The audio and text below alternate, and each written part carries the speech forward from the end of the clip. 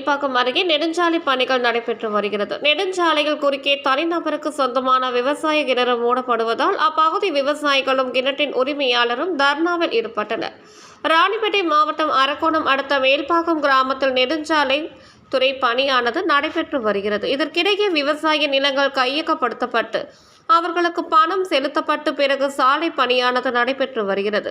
அப்பகுதியில் உள்ள விவசாயர் ராஜா என்பவரது கிணற்றின் பாதி அளவு சாலைக்காக கையகப்படுத்துவதால் விவசாய நீர் ஆதாரம் முற்றிலும் பாதிக்கப்படுவதாகும். அதற்கு மாற்று நிலம் எவ்வளவு வேண்டுமானாலும் எடுத்துக் கொள்ளுங்கள் என்றும் எங்கள் விவசாய கிணற்று ஏதும் செய்ய வேண்டாம் என்று போராட்டத்தில் ஈடுபட்டனர்.